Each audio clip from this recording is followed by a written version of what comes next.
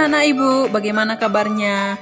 Ibu berharap semua anak-anak ibu dalam keadaan baik dan sehat. Materi pelajaran kita hari ini adalah aturan yang berlaku di rumah. Materi kelas 2, tema 2, subtema 1. Tujuan pembelajaran kita hari ini adalah yang pertama, dapat melakukan kegiatan sesuai aturan yang berlaku di rumah. Yang kedua, dapat menyebutkan manfaat dari melaksanakan aturan. Yang ketiga, dapat menyebutkan akibat jika melanggar aturan. Selanjutnya, dapat mengelompokkan berbagai hal yang harus dilakukan dalam kehidupan sehari-hari. Yang terakhir, dapat mengelompokkan berbagai hal yang tidak boleh dilakukan dalam kehidupan sehari-hari. Pembelajaran yang akan kita bahas hari ini adalah yang pertama, pengertian peraturan. Jadi apa itu pengertian peraturan? Yang kedua, menyebutkan contoh aturan yang berlaku di keluarga. Yang ketiga, manfaat mematuhi aturan dan akibat jika tidak mematuhi aturan. Dan yang keempat, mengelompokkan hal-hal yang harus dilakukan dan tidak boleh dilakukan di rumah. Yang pertama, pengertian peraturan.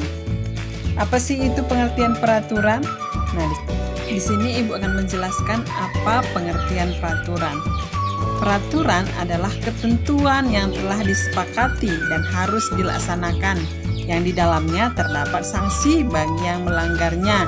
Jadi peraturan itu bukan hanya berada di rumah, tapi ada juga di tempat-tempat umum seperti sekolah, rumah sakit, bank, dan tempat-tempat umum lainnya itu memiliki peraturan di mana kita harus menaati dan melaksanakannya.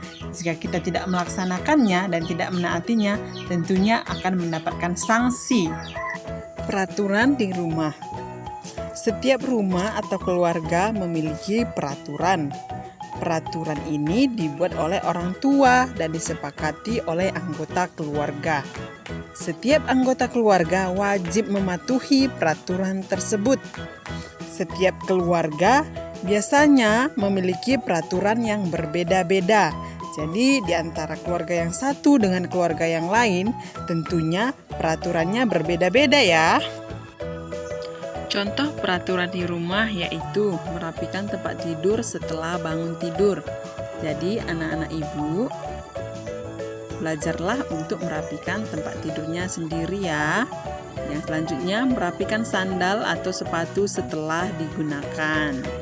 Yang ketiga, meminta izin sebelum keluar rumah dan berpamitan. Dan menjaga kebersihan rumah. Yang selanjutnya, manfaat dan akibat. Apa manfaat ketika kita mematuhi aturan dan akibatnya jika melanggar aturan? Manfaat mematuhi aturan dan akibat melanggar aturan. Manfaat yang pertama adalah hidup menjadi disiplin. Yang kedua, terhindar dari hukuman. Yang ketiga, tercipta lingkungan yang aman. Yang keempat, dihargai oleh orang lain. Dan apa akibatnya jika kita melanggar aturan?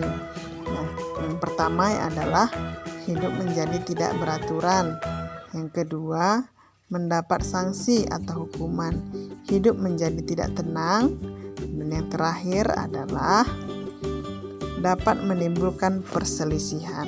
Dalam keluarga ada hal-hal yang boleh kita lakukan dan ada juga yang tidak boleh kita lakukan.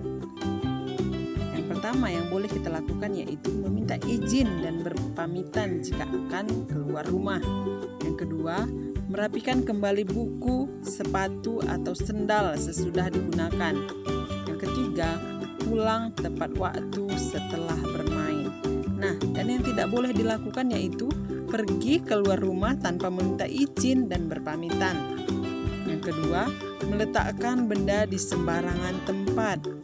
Yang ketiga, bermain sampai lupa waktu. Nah, untuk semuanya anak-anak ibu, tetaplah taati peraturan yang ada di rumah kamu masing-masing, karena peraturan itu dibuat dan dilaksanakan supaya kamu lebih disiplin, lebih teratur, dan kamu harus menaati setiap peraturan yang ada. Bagi seluruh anak-anak ibu, tetap jaga kesehatannya, jaga kebersihannya, dan tetap semangat belajar. Dadah!